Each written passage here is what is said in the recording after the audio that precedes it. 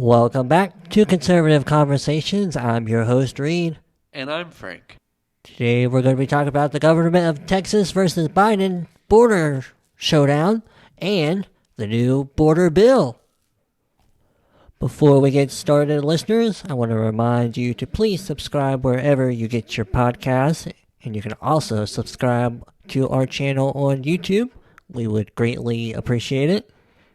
To start off, I wanted to talk about the situation regarding the state of Texas and the federal government over the border, and how recently Texas has been putting up the razor wire fencing at different spots along the border with Mexico and Texas, and then Border Patrol agents from the federal government have been coming in and removing it and cutting it down. Right. That whole story. Well, because that went to the Supreme Court, didn't it? I saw a more recent clip of Governor Abbott. I'll have to see if I can find it and put it in the show notes. But he explained that the Supreme Court actually didn't rule or give an opinion on anything, really. They basically just stated that the Border Patrol is allowed to enter in case of emergency, but they never said whether or not Texas should or shouldn't be putting up the razor wire. They kind of just left it as is, but said Border Patrol is allowed to remove it in case of emergency. So they can do their job. Right. That's all anybody said. So they can do their job. But I believe the state of Texas is trying to sue the federal government over part of the whole issue. And one of the things that Texas is doing is trying to invoke a clause in the Constitution regarding a state's ability to protect itself against an invasion.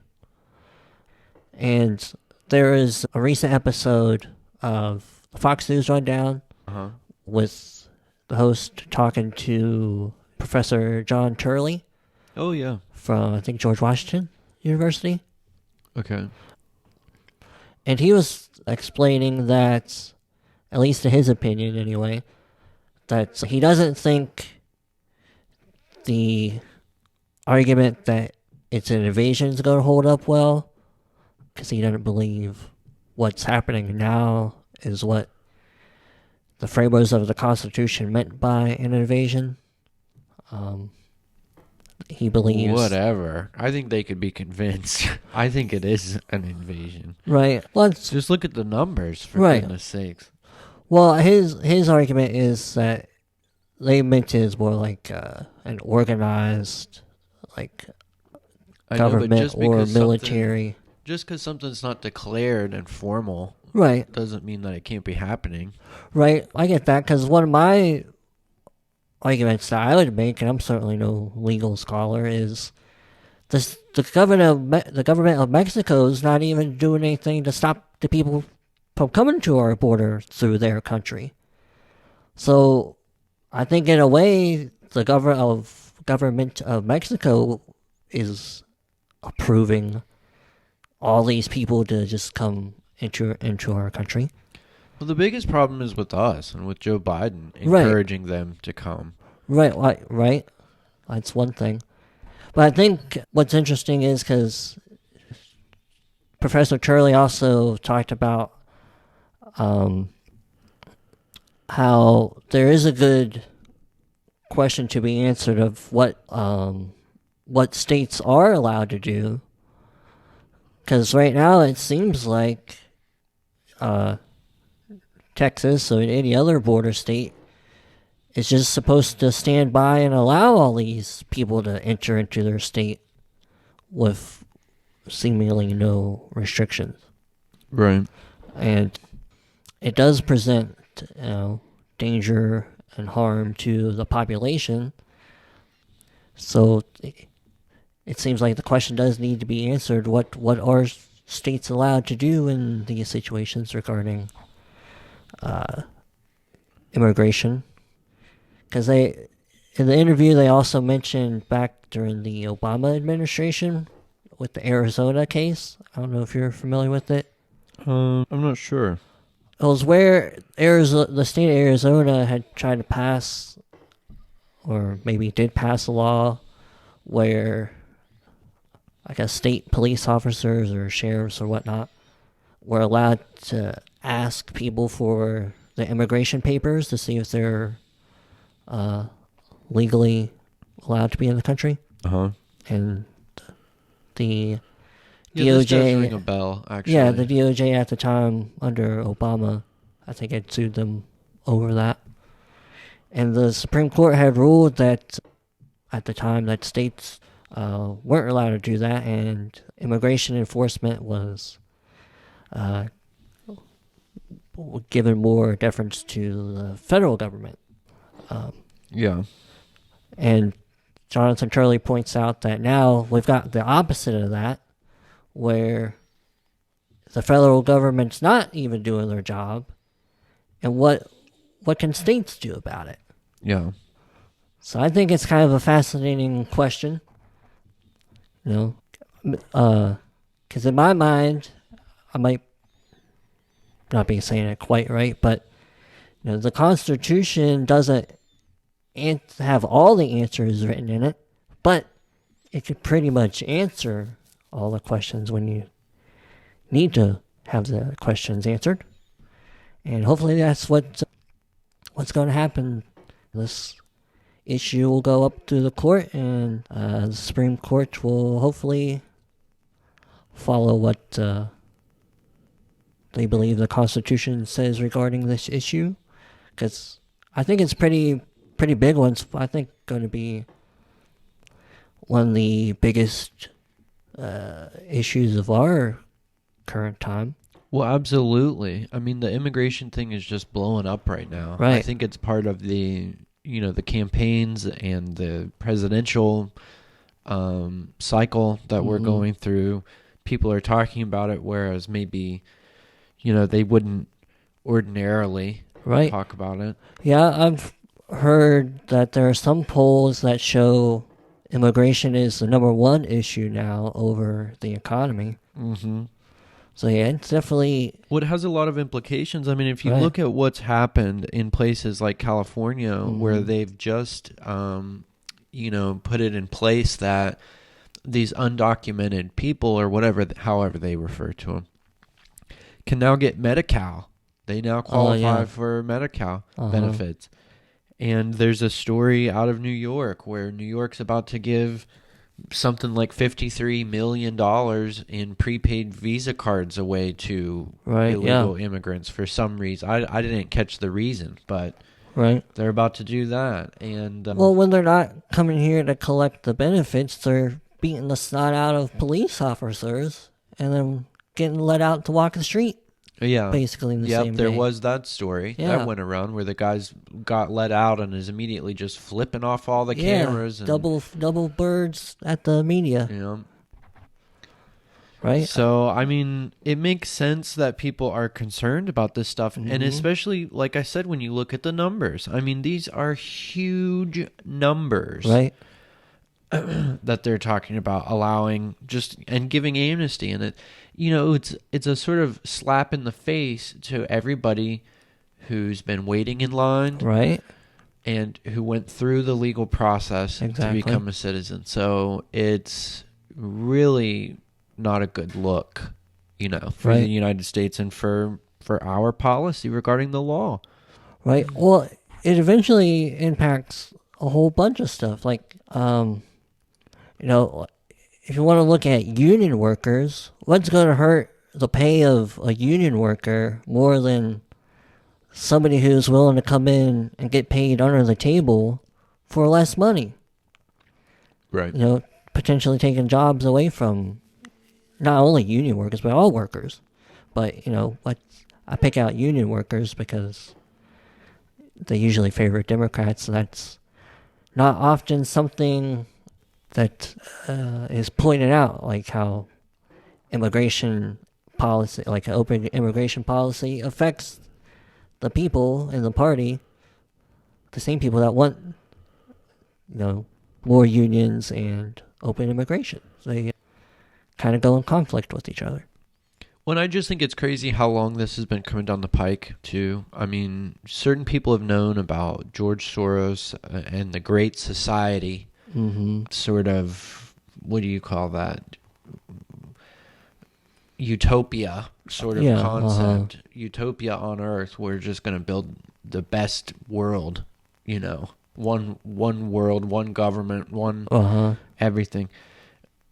It's just crazy to see people's reactions to it now, and for it to have even come so far. I mean, it's really preposterous. And I don't know if you're ready to lead into my next story, but I feel like it leads well into what we see the Senate doing right now, passing this, whatever they call it, border defense bill. Well, the only thing that popped in my mind, just as you're saying, it's that about how it's even come this far. It is kind of crazy that states like Texas have to even worry about defending the border, because that's supposed to be the federal government's job, to do so, but they're not doing it.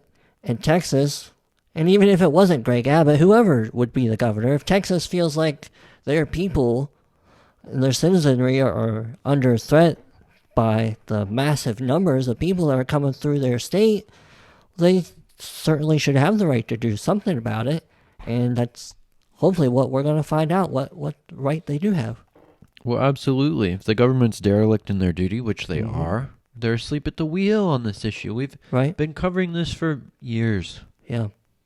But yeah, we can go into your story, the border bill that they've I think it's interesting because it has, I'm not sure, I don't have the exact verbiage in front of me, but whatever they call it, it's one of those misnomer bills where they call it like the border defense bill or something. But it doesn't defend the border. No, it doesn't really have very much to do with the border at all whatsoever. Can you guess the price tag on this bill? I don't know. I don't think I've seen. It's $118 billion. Jeez. Okay. Guess how much of it goes down to the southern border? Like 20 million? Bingo. 20 billion. Yeah, billion. Okay. 20 billion. But meanwhile, guess where the rest of the money goes? Ukraine and Israel and who else knows where. Mostly yes. Isn't that crazy? Yeah. Listen to this. Okay. 60 billion of the $118 billion bill is going to Ukraine. Do you know what the annual budget for the United States Navy is? I'm going to guess it's probably less than that. Like 54 billion. Oh, okay, close. So that's the whole United States Navy's budget. We just gave it away. More than. We're just handing it over. Mm-hmm. That just boggles my mind. Meanwhile, 20 billion is being spent on our border. Right. 14 billion goes to Israel, and 10 billion are going to the Gaza civilians, to their people. Right. And then, of course, there's some other dollars in there that I don't know what they're going to. Billions of dollars going to other things, but only 20 is going to only 20 of like an almost $120 billion bill is going to the border. Mm-hmm. It just is crazy to me. Right. Well, and I wouldn't be surprised.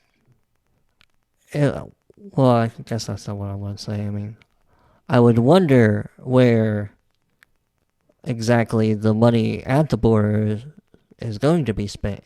Are they planning to actually spend it on deterring the flow, or are they just going to spend it on hiring more people to process? Right. Because if they're just going to hire more people to process, that's not solving the problem at all. Well, one of the interesting things is that, what's his name, the Speaker of the House? Mike Johnson. Mike Johnson. Huh? He has said that this Senate bill is dead on arrival in the House. Right. That it's not going to pass. It shouldn't. Well, of course it shouldn't. I mean, it's ridiculous. But I want to read you, I was reading this political article, and I found this part particularly interesting. The whole article is going to be linked in the show notes for today, but I wanted to read this passage here where it says, according to this guy named Stephen Wertheim, in a book he wrote, the United States has fecklessly overextended itself in the Middle East, Europe, and the Indo-Pacific with no clear strategy at a time when its defense industrial base is ill-prepared and its domestic politics are polarized and often paralyzed. This is causing dissension in both political parties. Both President Donald Trump's MAGA Republicans and progressive Democrats have raised questions about an overcommitment of U.S. aid abroad. And I thought that was particularly interesting because, I was a classics major, and that's exactly how Rome fell, was it overextended itself, and we're just spending ourselves into oblivion. They had devalued their currency, Rome, I mean. They had completely devalued their currency. They were using gold and silver and bronze, and they had watered down how much of the particular alloy or whatever was in their coins, that it was meaningless, it was worthless. And we've done the same thing. We don't even use coin, but our money is truly, worthless. And here we are spending all this money abroad, not paying attention to ourselves, and almost using these cycles as a distraction. That's been said before. And meanwhile, I'm afraid, as we've covered before, that we're just going to get to a point where the bottom's going to drop out of the bucket, as Bob Marley would say. One day the bottom's going to drop out of this thing, okay? And it sure will. Yeah. The bills will come due. Absolutely. And when I look at, we've just had some sort of ratcheting up of the conflict over, we had these drone strikes in Jordan on January 28th. Did you see about that? Right. And there was an interesting quote surrounding that. Well, a couple of them. First of all, Biden has said that we're going to continue to defend ourselves, almost suggesting that, we're going to keep fighting back. We're going to keep fighting. Well, we shouldn't really be on the defensive necessarily, because if we're still just defending ourselves against their little attacks, they're just going to keep doing their little attacks. But go on. Well, I'm just leading up to a quote from Blinken where he has said that we've not seen a situation as dangerous as this since 1973 or even before that. So I'm not sure exactly what he's speaking to in 1973, but I just feel like we are at a very precarious moment. Oh, yeah. And there are some things floating around. I think there are some people know it. The people know that tensions are high. Right. And I saw, just as a sort of trending thing going around on a YouTube short, where this guy called into the Navy and he talked to the recruiter or whatever and asked the guy, is it true what I've heard that you guys have lowered your requirements to get in? And the Navy's like, yes, that's true. You don't have to have a GED anymore. You just have to get basically a minimum passing score on the admittance test or whatever. And the guy looks at the camera, at all his TikTok fans or whatever, and says, well, you heard it here, folks. We're going to war. And basically just trying to stir the pot and say that that's proof that, we're going to war, even though, like you said, when I think I brought this up with you the other day, I think all the military branches have been lowering their standards for some time. But I'm just trying to say, I think the general public feels it, and that there's some concern over whether or not the draft's going to be reinstated, or we're going to have a much bigger conflict that's going to affect the United States. Right. Yeah, I mean, among all the foreign concerns that you're kind of talking about, to link back to the immigration thing, not that I'm trying to take us all the way back, but people are concerned with that in ways because we don't know what type of attacks could happen here at home because of the border being so open. And that's been some people's concern too. So there are definitely heightened tensions. Well, and let me blow your mind with this too. This is one thing, another sort of linked story that we have been following before. But you wonder how certain things will affect, like, the food market or prices of things, goods. I saw an interesting story about the EU right now. There's a bunch of protests going on outside the EU. A bunch of French farmers in particular are very upset by some things that are going on. Oh, yeah. Because I've heard about this. Because the European market is being flooded with Ukrainian agricultural products like wheat, cheap wheat. And the crazy thing that has the French so up in arms, the farmers so upset, is that the Ukrainians, I guess because of the war or whatever, they're allowed to sell their products into the European market or whatever. I suppose because it's a way of helping the country, at this time, that they can sell this product. That, that there's a market for this product right now. But they're selling it so cheaply and unregulated. They can use other chemicals, other pesticides, other things that farmers in the EU are not allowed. They're forbidden. Interesting. They have to use these higher priced products, and they have to do it all organic, and they have to do it all to code, and they can't undercut the French market. They can't sell their wheat in particular at the same price as this Ukrainian wheat. And I just thought that was awfully interesting too, to think here we're just shoveling money into the Ukraine. Here's the interesting thing too. The EU just met.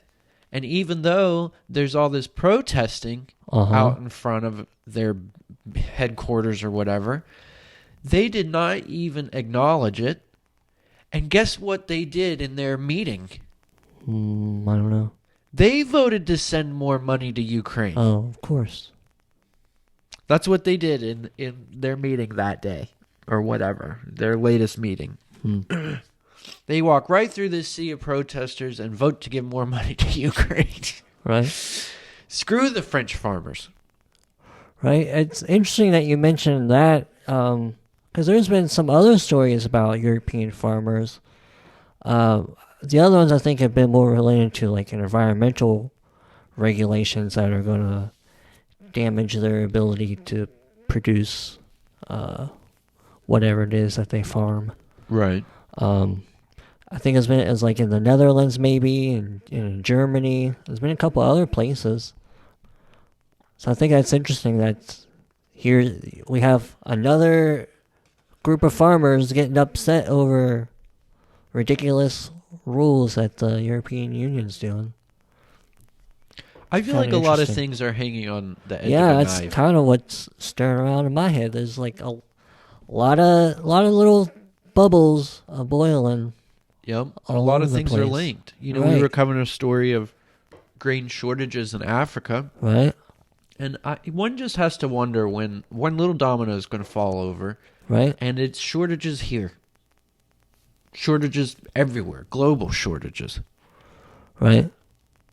I mean, all these French farmers, for instance, are protesting right now. Well, who's tending the farm? Right. Is crop just going fallow? Is that going to run prices up astronomically high? Right. Yeah. Right. Well, with all that's going on around the world and even back here at home, it definitely seems like it's been having a pretty big impact on President Biden's polling numbers and his re-election prospects, at least from what I see and in my opinion, are not looking very good. No. Right now, anyway. Well, and they shouldn't. I mean, right, to follow everything that we've been talking about, I think he started right from the get-go with bangling the withdrawal from Afghanistan. Right. I mean, that was a big... He just lit a tinderbox right away and showed the whole world what kind of a weak president he was going to be. Right. Well, I mean, I think that was one thing, and particularly for the immigration issue, it was like day one or day two when he got rid of the Remain in Mexico policy, which plenty of people have pointed out was working. Yeah. Well, absolutely. And he said on the campaign, come. They should come. Right. Yeah, surge the border. Surge the border. Yep. Goodness, hasn't that happened? Yeah. Yeah, that's right. Yes, and I was talking to a family member the other day, and they were kind of talking about how they weren't so sure of who they would vote for, and I pointed out that, I'm definitely voting for Trump, even though I've had some of my issues with him, and, for a more, I guess, less politically engaged person, the way I would look at it is I'd rather vote for a guy who did good things, but said some not so good things sometimes, versus a man who supposedly says good things, but has done bad things to our country. I don't really see Biden as having a prayer. Right, I don't either at this point. Well, and finally, I don't know if you saw these headlines, but the polling has started to reflect that. Right. Finally, Trump's coming up. I mean, I think in the last round of polling, he beat Biden for the first time. Even the liberal outlets had to acknowledge it. And then they've had to acknowledge that he's going up. I think now he has like a 5-point lead over Biden in national polling. So I just think it's really about time that they start reporting it right, because who in their right mind could be voting for that guy? Right, exactly. And even a few months ago, when I thought Donald Trump probably didn't have a good chance, I certainly didn't see, how, that was however many months ago. I didn't see all this stuff going on, of course, then. So it certainly has changed my opinion, all the stuff that's happening in the Middle East and how much worse the border situation has gotten, stuff like that. So it certainly has changed my opinion on Trump's re-election prospects. Right. Well, I think a few people it has. I'm sure you've seen some of the headlines about, I guess Biden's polling is way down with African American voters. Right, yes, I've seen that. And a few people have come out, a few big names in the black community have come out for Trump. Like, who was it? Snoop Dogg. Mm-hmm. Snoop Dogg came out and says he's got nothing but love for Trump. Love and respect, something like that. Right? I mean, which really is the way it's always been. Yes. Going back to like the early 2000s and even probably in like the late 90s, these rappers have been talking about Donald Trump in their rap songs. Rich as Trump. Yeah. In positive manners, wanting to be like Trump, having their name in gold like Trump and all this. And even I think I've seen, I don't really know too much about the guy, Charlemagne the God. Yeah. I don't think he's come out and endorsed Trump, but I feel like I've saw a headline of him talking about how Joe Biden has not been doing very well. So even for those who still aren't really all that warm to Trump, it definitely seems like, just in general, the support for Joe Biden has gone down. Well, and I think it's cool to see these big names coming out for Trump. Like 50 Cent was one of them, you know? And I think it just brings that much more awareness, because people who, might be dumb enough to be swayed. I mean, I hate to put it that way, but there are people like that, and 50 carries a certain kind of audience. Sure. Snoop Dogg brings a certain kind of audience. And I think anything that brings people to the right side is good, you know? So I just think it's good to see that, see big names, see people, especially people who might make you think twice. You go 50 Cent? is supporting Trump, that really might make somebody in the middle or on the left, right? I mean, yeah, think twice, right? Somebody might think, well, Donald Trump must have done something right if 50 Cent of all people is going to endorse him. Right. Maybe I shouldn't say of all people, but, somebody like 50 Cent, I guess, is just what I'm trying to get at. Right. Yeah. I mean, but I get what you're saying. You wouldn't think of somebody like 50 Cent. Right. He's not the first person coming to mind when I'm thinking about... You wouldn't expect a rapper of all people. Yeah. Something like that, Right. Big name rapper. Right, yeah. Yes, I think we're going to have Grover Cleveland number 2. I think so, too. I sure hope so. Yeah. I'm really looking forward to it. So am I. It's definitely feels like one of those type of years, a big kind of a historical year. I've said it last time, I believe.